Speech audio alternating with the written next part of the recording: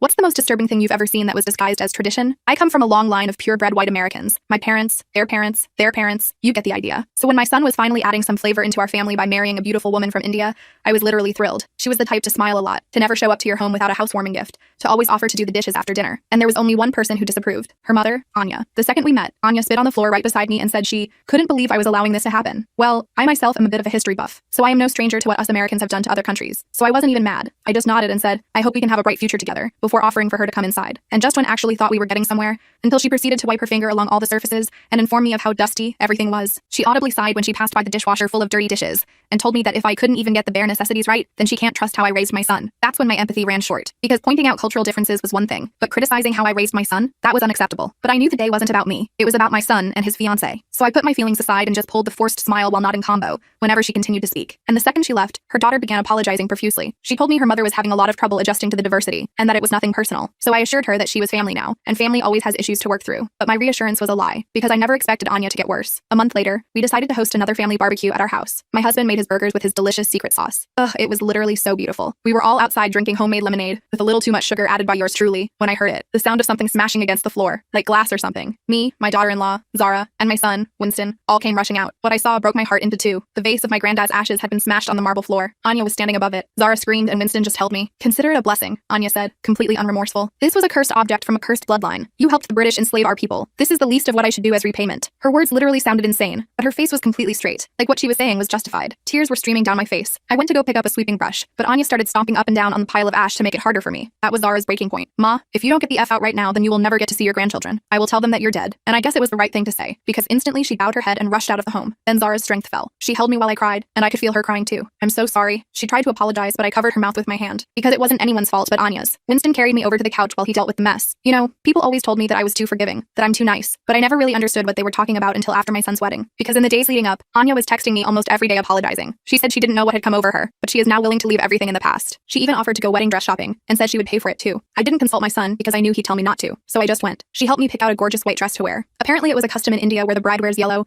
and the attendees wear white. She even showed me a photo of the white dress she was wearing, so I decided to trust her, and bought it. Except on the day when I showed up, every other woman was wearing any color but white. I ran to find Anya, but stopped myself when I saw her at a distance, wearing a lavender dress. I was going to look for Zara, to explain the misunderstanding, but that's when I spotted a bottle of white out on one of the tables, and I guess anger can make you creative or something, because I grabbed it and went up to the other mother-in-law. She grinned when she saw me, thinking she had won. While she spoke about how funny her prank was, I was unscrewing the bottle behind my back. Suddenly, I dumped it all over the front of her dress. Looks like we can both wear white now, I exclaimed with a smile plastered on my face. I could tell she wanted to do something back, but the wedding was starting, so she was forced to sit down. I thought that would teach her a lesson, but turns out, Anya was willing to take it further, and it wasn't long before the next event we were at wasn't a wedding, but a funeral. The rest of the full story is on my channel and linked below.